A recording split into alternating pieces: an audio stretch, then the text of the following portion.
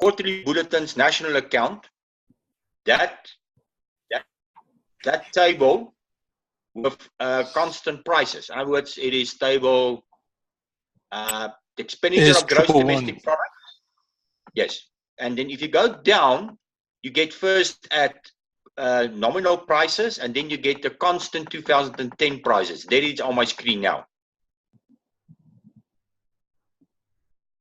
Right. Does everyone have that? Yes. Now, there you can see, there we have expenditure on gross domestic product, GDP at market prices. But how do we know it is constant prices? If you page a bit up, you can see it is at constant 210 prices on top of that that table specific, right? So now if you look there, and if you look at 2010, you will see that the two values are exactly the same. And that is if you go to 2010 at current prices. Can everyone see at my screen 2010 at current prices? Does everyone have that screen? We do. You guys have that screen? If you page down, you get a value, GDP at market price, so that everyone is on the same page, of 2748,008. Everyone have that number? Expenditure on gross domestic product for 2010 at market prices at 2010 2748,008. Everyone there? You have that?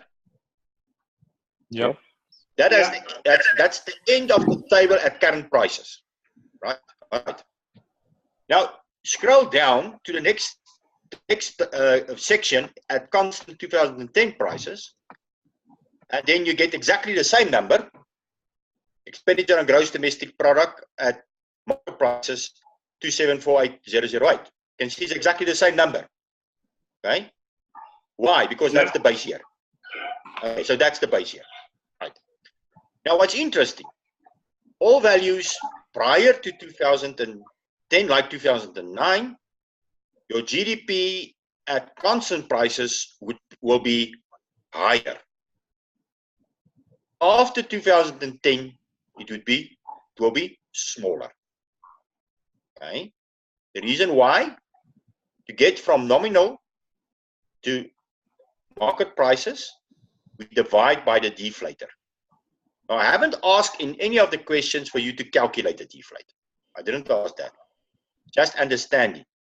So in 2010, it was 100. So it is you divide it by 100 times 100, right? So you divide it by 1, in other words. So the value would be exactly the same, right? In 2011, if that deflator was 3%, it means that you deflate, or you divide the nominal price with 1.03, and then you get the GDP at market prices, which is 2838. Or the other way around, you can have a look and see what was the difference in that 2010 last row, the 2748, then it jumped to 2838. Right, let's go to that one. So let everyone have that one. On that page, the very last row, we have expenditure on gross domestic product. That's at constant prices. 2010, it was 2748,008. Okay, you with me? Then a year later, it was 2838,258. So that is the value of your real GDP in that year. Okay. Now, if I ask you to work out the percent growth of the GDP, you just work that out. So that was the growth rate in that year. That was the economic growth rate for that specific year. I think in our case, it was something like that, 2.1 something percent. Right, if you do that calculation. So all that you do, you work out what was the percentage change in 2011. So you take your 2838, 258, you subtract your 2748 008, and you divide it by your original 2748 008. So we had an economic growth rate of, was it 3.2%? It seems that, yeah, seems that it was 3.2%. Okay, I think it's 3.3%. Let me do that again. 2838. I also get 3.2%, 3.28. It's 3.2%. Yeah. So it was 3.2% was the growth rate in 2010, in 2011. That was my economic growth rate. That was my economic growth rate. Sorry, Dr. Chris, you're happy if we only give one decimal after that, 3.2%? No, I'm happy. No, I'm happy. Okay. I'm happy. So now I can ask anything. Now I can say, let's assume that the economic growth rate on average was 4% per annum since 2010. So all that you do then is you take that 2748,008 and you let it increase by 4% per annum. And you get each year's new value. Okay? Right. So if I say in NDP plan, we should have increased by 6%, you just let that value increase by 6% and you compare it with the real value. And then you can find out what the growth rate, what the NDP what the GDP should have been if we had grown at 6%. And you can then calculate what's the gap on what it is, in fact, in 2015 or 2016. It doesn't matter. Right, so for instance, if we say that calculate since, and then now I can take any year. I can take 2012 for that matter. Right, and I can ask you, calculate what was the economic growth rate per annum since 2012 to 2016. All that you do, you go to that specific row, and from 2012 you work out what was the economic growth rate every year till whenever 2016. Right. So in 2016 we have a value. If we page on, we can see it was 3071658. Did everyone see that one? That was the end of 2016. Okay. Right. Now I can ask you, what would the value be if the economy had grown by 4% from 2010 for a matter? Then you start in 2010, you take that 2748,008 and you let the economy grow by 4% per annum. And then you get a new value in 2016. Now I can ask you anything. What was the difference in the value? What was the percentage difference in the value? Etc. etc. So that's the idea of that whole assignment. Right. That was Chris, the idea can I of the just whole ask you? Yes. I just wanted to get some clarity on this one. I thought that we had to use the current price to determine this. Why would you not use the current price to determine the growth rate? Okay, two things. Remember, the moment you talk on the NDP, and if you look at my question, I've asked what would be the value if the economy had grown in real terms by 6%, not nominal terms. So that's why if you use now the nominal prices, then you have to do two things. First, you have to go through the deflator, and then you get exactly the one underneath the line, and from there on you can continue. The fact that I say that the deflator is only 6%, it was to confuse you. You have to stick to it. In other words, if in any question people ask what will happen to South Africa if South Africa's growth rate is 2 or 3%, it's always in real terms. It's never nominal terms. Okay. You always work in real terms. At constant prices. Okay. You always work at constant prices. Okay. Right. I'm sorry, Dr. Sorry, Johan. Okay, Johan. Sorry. Johan, please The go. reason why I'm asking the question is when I've done some calculations with regards to the current price and also the constant prices. For interest, Yes. I actually got quite, on the current prices, I got close to 6%, just over 6% growth year on year. Whereas on the real, on a real values, the constant prices, I got less than 2% year on year. So maybe that confused me. I thought it's going to be pretty much in line. So that's why I've asked the question. I thought that's the reason. Yeah. No. You see the reason why this will happen, because when you work at the nominal prices, you work in the row itself. Okay. Whereas the difference between nominal and real is the column. Now you got mixed up between the row itself and the column. Right. Now the deflator is being calculated by Stats SA. We don't know what it is. Of course, we can calculate the deflator every year by looking at what was the nominal price and divide it by the real price, and then you get the deflator. Okay, but the deflator is not a meaningful thing. The meaningful thing is what is the percentage change in real value. In real value, so because what's happening here is that the deflator also will change from year to year, just like your inflation rate. It will also change year on year. So what students are doing in research, they say, okay, don't use a GDP deflator. Let's use the CPI. So let's take 2010 when the two were the same. But let's now deflate the nominal values every year with the CPI and see what will be the real GDP then. The argument there is that the basket for the CPI does not contain all the items that is in the basket for the national accounts. So that's only for consumers. What about the change in the nominal value of the government expenditure, right?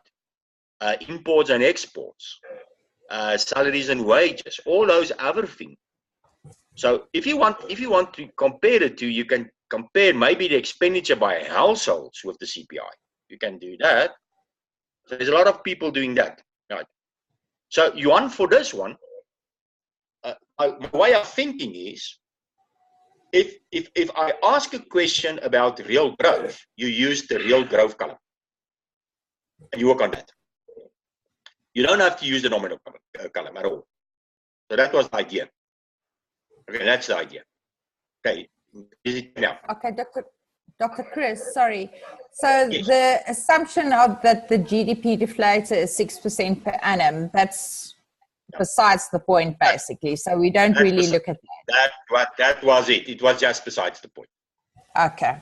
But like you once said, if you go and work it out, you come close to 6%. Yes. And you know, Johan, what I did? I only guessed it. I didn't even work it out. So I had a good guess, right? No, you only work on the GDP on market prices. Okay, so now the idea is, and that's the challenge. I want you guys to go and work it out, because this is what that's the research I still wanted. And then I told myself, okay, let the students work it out for me. What would have been the value of the GDP if this economy had grown since, let's say, 2010 or 11 or 12 at 6%? 6%. What would be the value and what would be the difference? So you guys go and calculate that for me, so that we can see. Okay, so that we can see. Okay. So when you're out there and people tell you that, what was the effect of the Zuma situation? You can say, okay, what happened in 9 years? He took over in 2009, right? And he was removed only in 2018. So let's take 2009 to 2017 and see what was the growth rate and what would have been if we had a growth rate of 2%, 3%, 4%, 5%.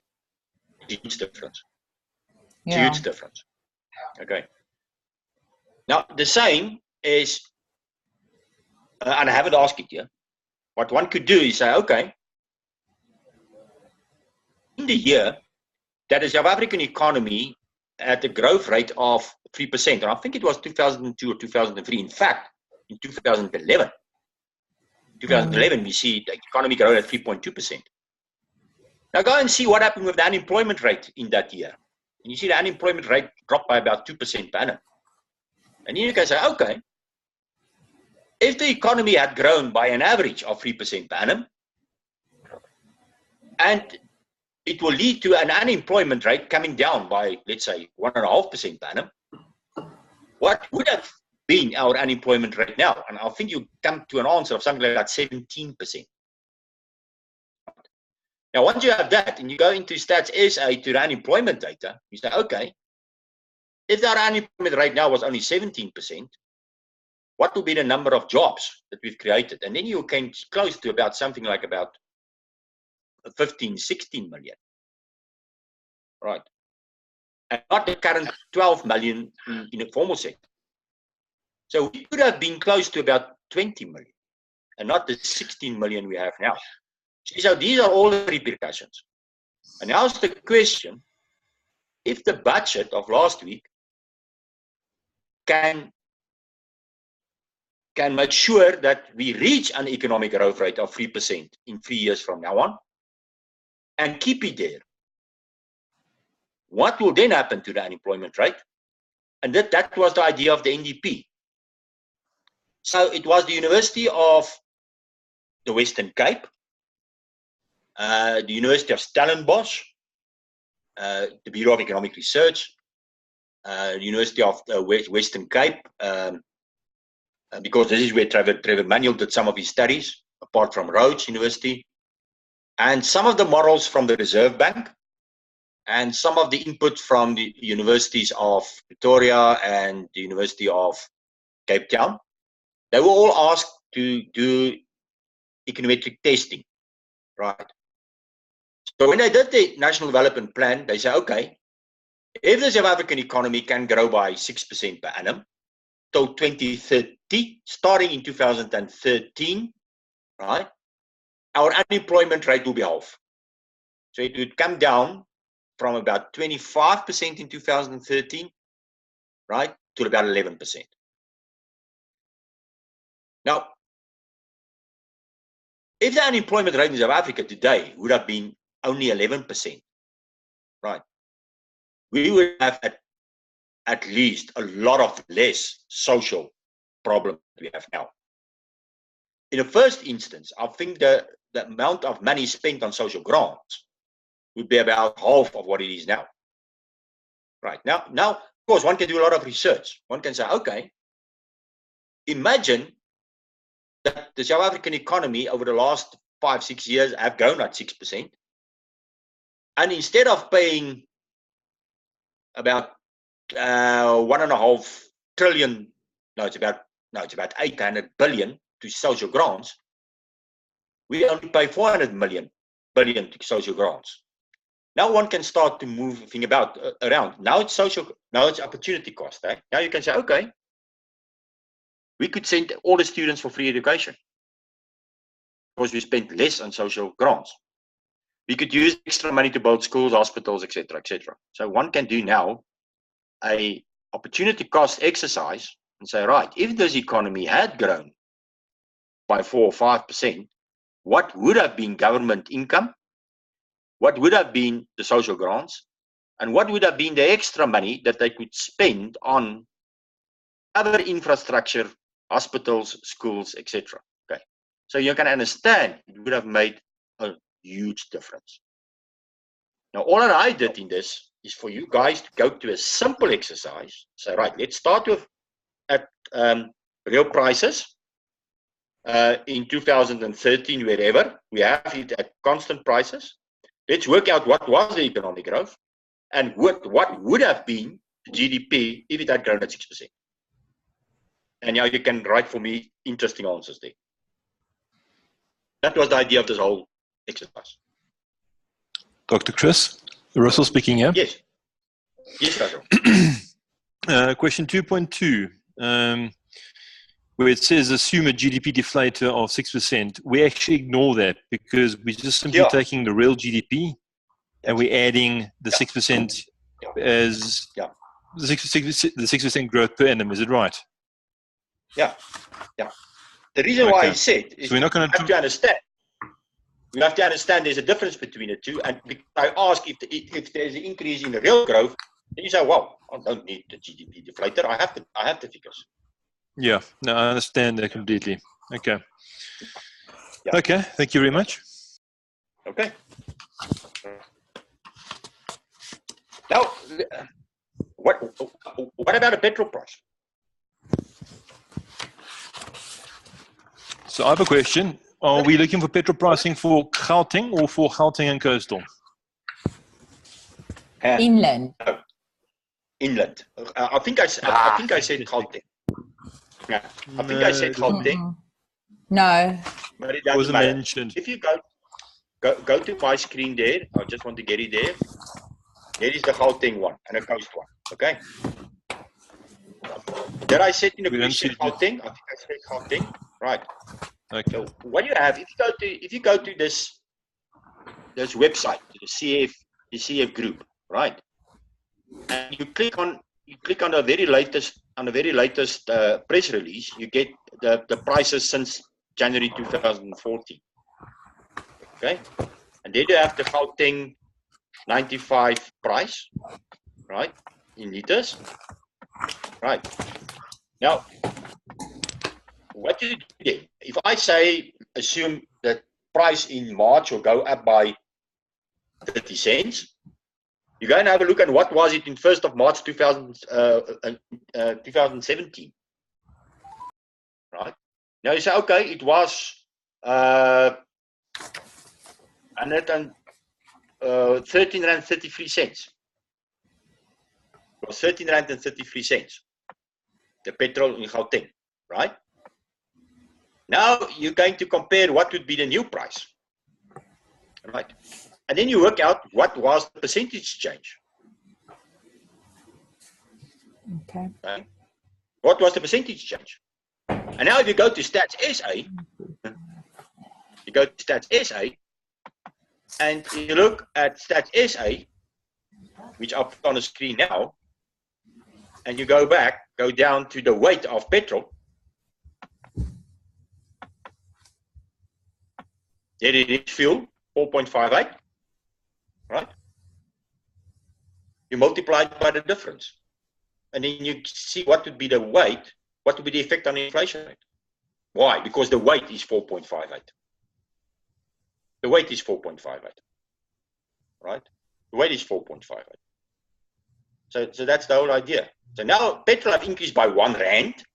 It is so many percentage. And now if the weight is that, what would be the effect on the overall inflation rate? Why do I use year on year? Because remember, the CPI is the monthly change year on year. Okay, remember? Sorry, Dr. Chris, I'm lost the sound. Could you just repeat again when we talk about comparing it to the inflation? Yes, okay. Remember, okay, let's go to the table. Let's first get a table on the board. There it is. Can everyone see this table? Yes, thank you. Okay. So we have the value, for instance, in January. Right, so everyone can see January, right? So in January, we had an inflation rate of 4.4%. Right? We don't know what the value would be in February at this stage. Right? Okay. So where do we get that 4.4?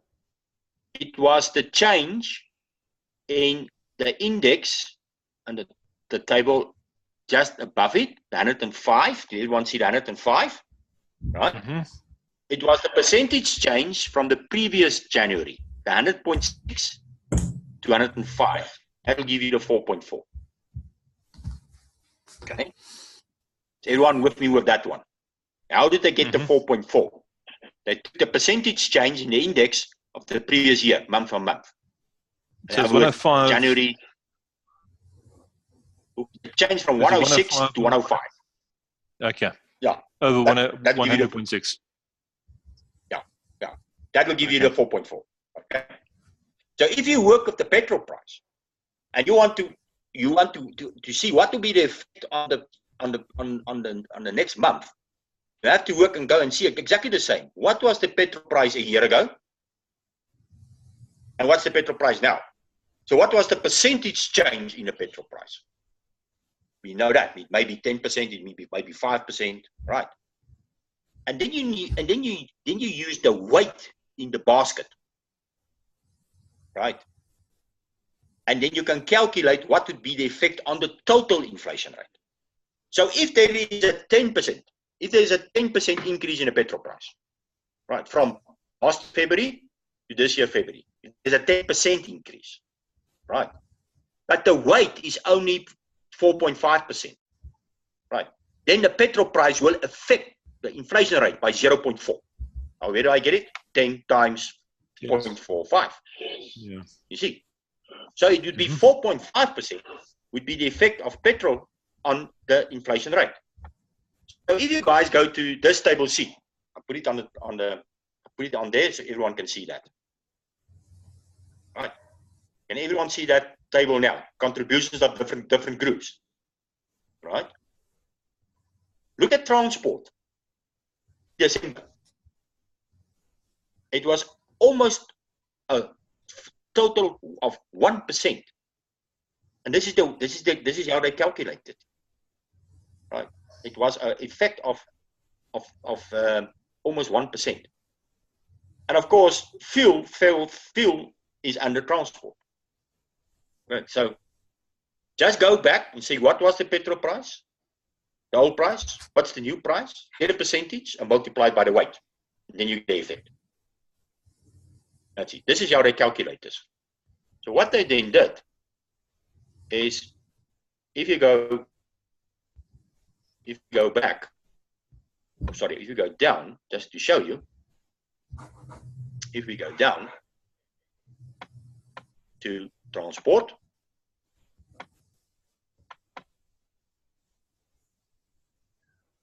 there was transport, right? The total weight of transport was 14.28, right? Okay, so that, but the increase from January the previous year, you can see the last column, right, was 4.4%, right? So if you take your 4.4 and you multiply it by the weight of 14.28, 4.4 divided by 14.28, just want to see 4.4.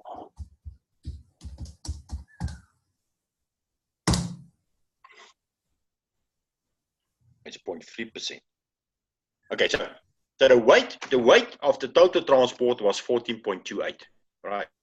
The increase in prices over that year was 4.4. The total index went up to 106.4. Right. So the total of the weight of 14.28 multiplied by the 4.4 give us 0.9. Dr. Chris, why are you not using the fuel as a weight? No. All I want to say, I just want to use the example. You have to. I don't want to do it for you. You have to do it yourself. I said, let's take transport. Let's take the whole transport. Okay. Let's take the whole transport. Right.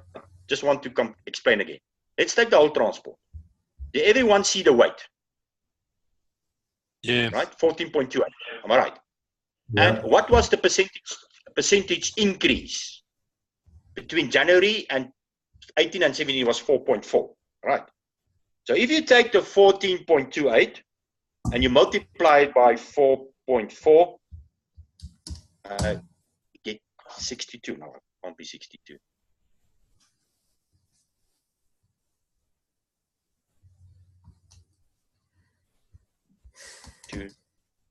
divided by times, sorry, 62 times 106. No. 101.5. I just want to see where they get the point. The 0.6, was it 0.6 or 0.9? I think it was 0.6. It was 0.9 on the previous table. Let's go back. It was 0.9. Right? But weight should have been 0.9. Why is it 63? Sorry, I just want to work it out. 14.28.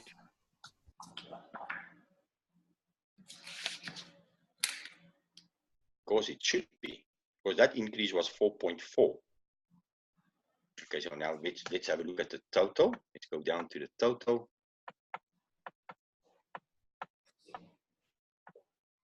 I want to get to the total on top. The total for that year was, for that month, right on top, was 4.4. Okay. Oh, sorry. So each one is 4.4. I've worked it out. Okay, let me show you. It's the wrong color. Sorry. Fuel, transport.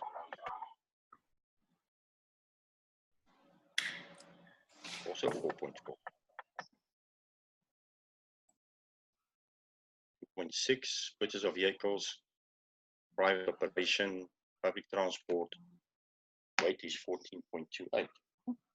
Okay. You should be multiplied only 14.42 times 4.4. 14.28 times.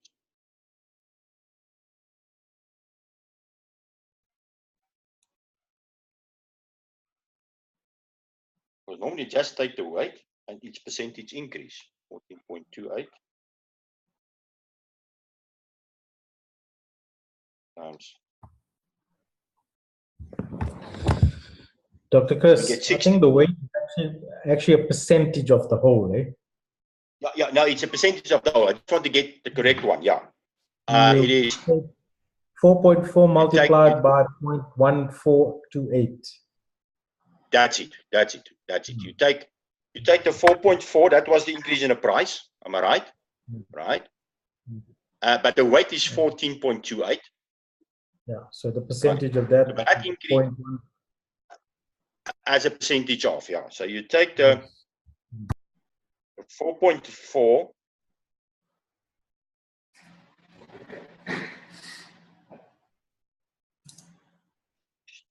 2.9 divided by the total index was that. What was the total index? 106.4. Sorry, I just want to get the total index. Sorry, because you have to work it out as the weight. I just want to show you. What was the total index? 105 and 106. Okay, so that was the total. All right. So that was the 4.4 increase. But that 4.4 is at this stage randomly. It was not the same. It was in this case that the 4.4 had exactly also transport have increased also by 4.4. Right. Now what you do then is you say, okay, the contribution. Sorry, the contribution people is only 0.6. Contribution is 0.6. Sorry, can everyone see that? In 2018, we looked at the wrong figure. Can everyone see there? The contribution of transport, 0.6. Am I right? Can everyone see that? Yes. Yes, bro. It was 0.6. Now, how did they get that?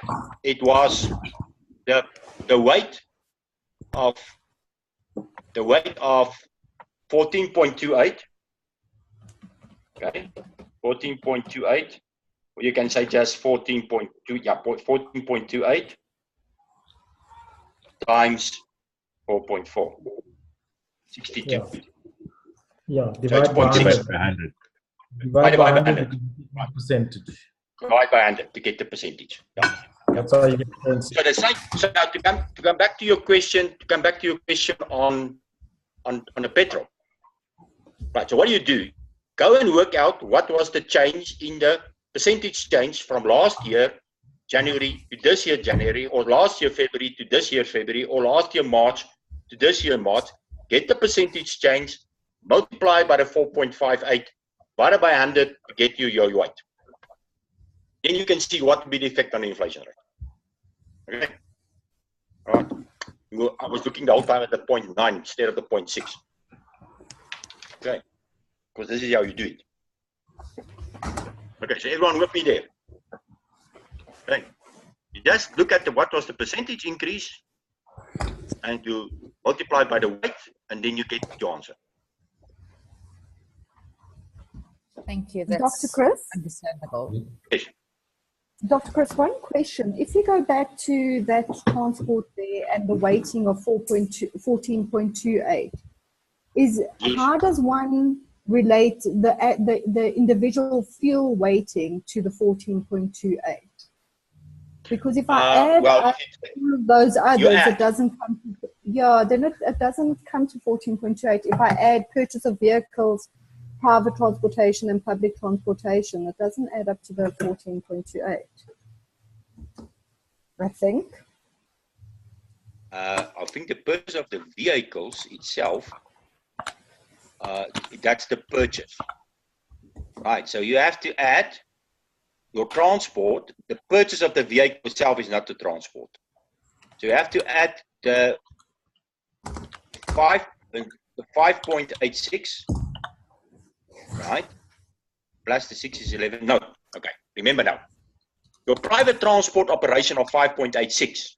How did they get that? They add the 4.58 plus the 1.28 to get the 5.86. So you don't do double counting. So one have to add the purchase of vehicles, 6.12, right? Plus the private transport orientation, 5.86, right? Plus the public transport, 2.30. Perfect, got it. Thank you. Right. Okay, because the fuel and other running cost is only a subdivision of private transport operation. Okay, so that's how they got it. Right. Good, thank you. Okay. So all I did, I said, okay, if the fuel price increase or decrease, it doesn't matter. Go back to a year ago, get percentage change, multiplied by the weight, and you get what would be the effect on the inflation rate. Okay. Dr. Chris, could I please ask a question in terms of the average and the midpoint of the set targets of 2018? Question 3, the MPC of the South African Reserve Bank at its last meeting in January forecasted that the South African inflation rate will reach an average of the midpoint of its set targets in 2018. So I find that a bit confusing because average is halfway, I mean, it's basically divided by 12 and midpoint is halfway. And if you read the MPC, at a stage it gives you the average, which I saw as 4.9, but it always also gives you a midpoint in another article that you read. So which one do we focus on? Okay, right, let's go to the midpoint. What is your targets? 3% and 6, 3 and between 3 and 6, am I right? Yeah. What's our target? Our targets are between 3 and 6, am I right? That's right. Yes. Right, now what's the midpoint between that two? That's 4.5. Okay. Sorry, yes. So that's the midpoint. Okay, so what they say is that I expect that the average inflation over the next year would be on 4.5. The average would be on 4.5. Some months it would be 4.1, some months it would be 4.8, But the average over the year, they expect it to be on 4.5.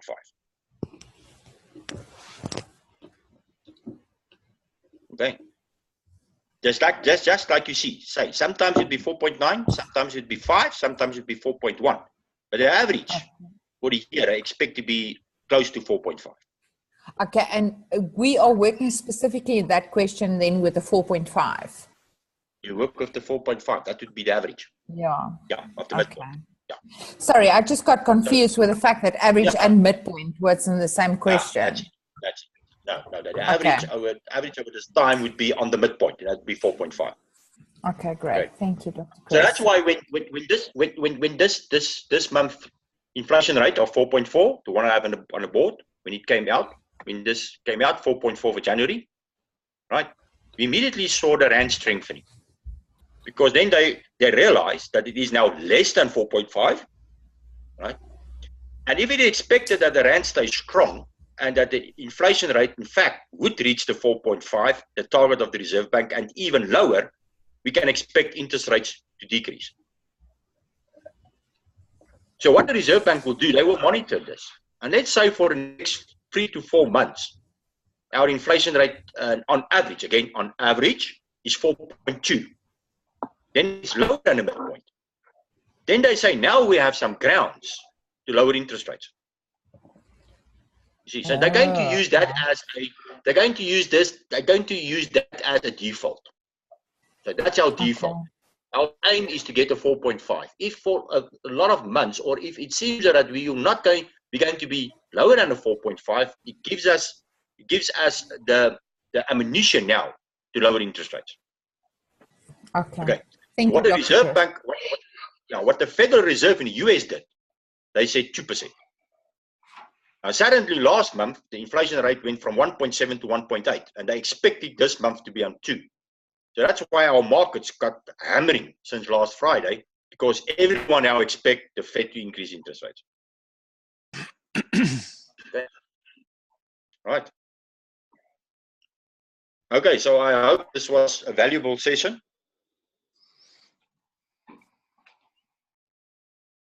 Definitely, thank you. It cleared a few questions.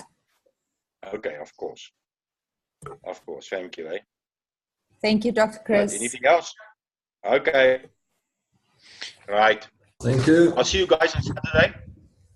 Thank you, Dr. Chris. Guys, one more thing. Can you, Shingy, please post the correct link on that on Moodle for that 2030? And one of the documents, the first one, that link was breaking there. I just Googled MVP executive summary and I got it. Yes, I also Googled it. It comes out. Yeah. Okay. And just put PDF at the end. Yeah. You get it at the end. Okay. Now, if you Google it on NDP, if you just go down on the page, they say executive summary, and you just click on it. Thank you. Okay. Right. Right. Thank you, guys. Thank you. Okay, thank you. Bye. Bye. Thank you. Bye-bye. Bye. Good luck, Singi.